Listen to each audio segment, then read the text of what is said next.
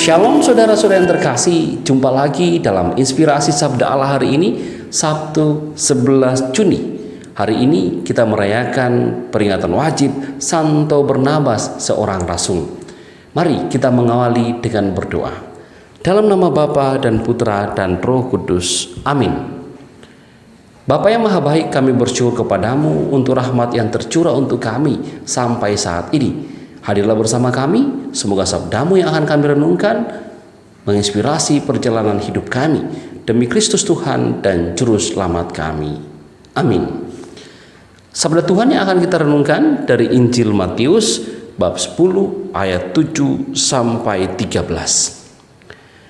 Sekali peristiwa, Yesus berkata kepada murid-muridnya, "Pergilah dan beritakanlah, kerajaan surga sudah dekat.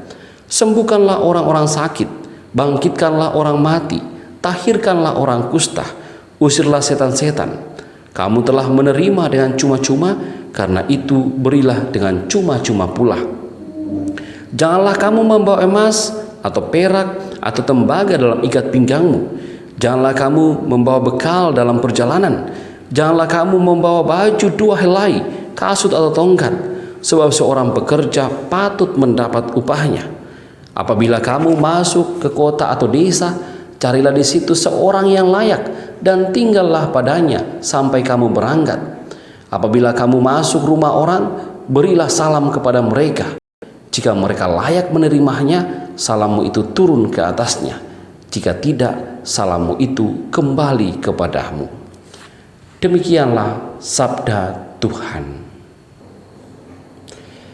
Saudara-saudara yang terkasih, kita memperingati Santo Barnabas Rasul pada hari ini. Kisah para rasul banyak mengkisahkan bagaimana perjalanan hidup Santo Barnabas bersama dengan Rasul Paulus. Ialah yang membawa Paulus kepada para rasul di Yerusalem. Dia jugalah yang dikhususkan bersama dengan Paulus untuk mewartakan Injil Kerajaan Allah kepada orang-orang bukan Yahudi.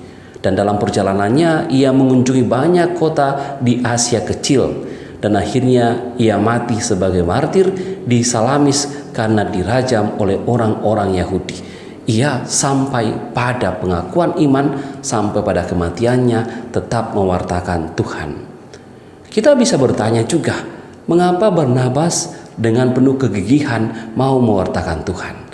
Injil hari ini bisa menjadi inspirasi yang sangat jelas bagi kita bagaimana Barnabas mewartakan Injil, dan itu juga bisa menjadi inspirasi bagi kita. Kita pun harus bersikap seperti apa dalam mencontoh Barnabas pada saat ini, pada zaman sekarang ini.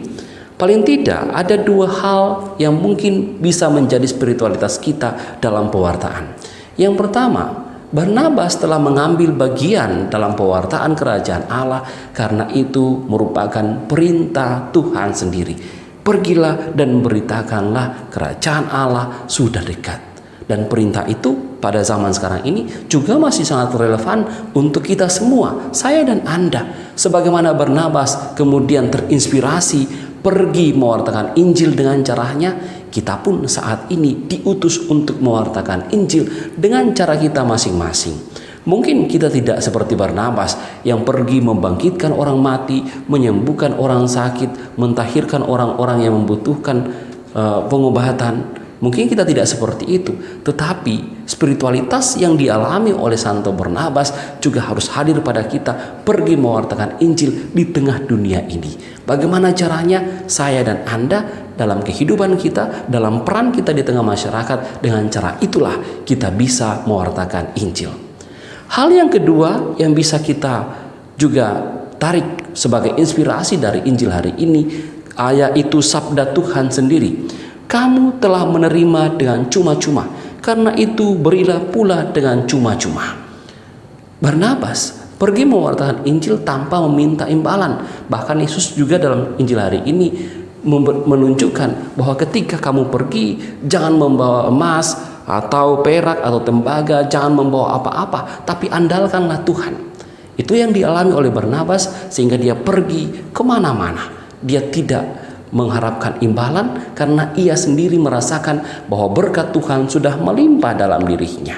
Nah, ini juga yang harus kita hidupi, bahwa kita telah menerima berkat yang begitu banyak dari Tuhan dalam kehidupan sehari-hari. Mulai dari bangun pagi kita sudah merasakan kehidupan yang baru, napas hidup. Dalam perjalanan hidup kita dilindungi. Bukankah itu berkat yang banyak yang kita terima dari Tuhan? Nah, karena berkat itu diberikan dengan cuma-cuma, maka kita pun patut memberikan berkat itu, membagikan berkat itu kepada orang lain, kepada orang-orang yang ada di sekitar kita. Sebagai seorang Kristen sejati, janganlah berpikir hanya untung dan rugi, atau jangan berpikir punya upah dalam pewartaan. Kita membagikan berkat karena Tuhan telah memberikan terlebih dahulu berkatnya untuk kita. Penghayatan kita sebagai orang Kristen murid Kristus inilah yang harus kita kedepankan dalam hidup ini. Saya memberi karena Tuhan telah lebih dahulu memberi banyak hal kepada saya. Dan itulah yang kita bagikan kepada dunia, kita tawarkan pada dunia sekarang ini. Semoga Tuhan senantiasa memberkati kita. Mari kita tutup dengan doa.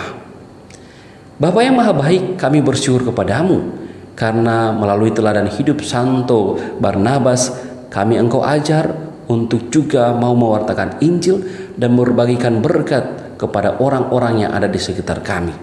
Bantulah kami ya Tuhan, semoga kami pun mampu menjadi rasul-rasul-Mu di zaman sekarang ini. Demi Kristus Tuhan dan Juru Selamat kami. Amin. Tuhan bersamamu dan bersama rohmu. Semoga saudara-saudari diberkati oleh Allah yang Maha Kuasa, Bapa, Putra, dan Roh Kudus. Amin. Terima kasih saudara-saudariku yang telah mendengarkan Sabda Allah dan Renungan hari ini. Saya Pastor Marcel Lorotandung mengucapkan berlimpah terima kasih kepada Pastor Antonius Mikael. Semoga Pastor senantiasa diberkati Tuhan dalam setiap aktivitas dan pelayanannya. Amin.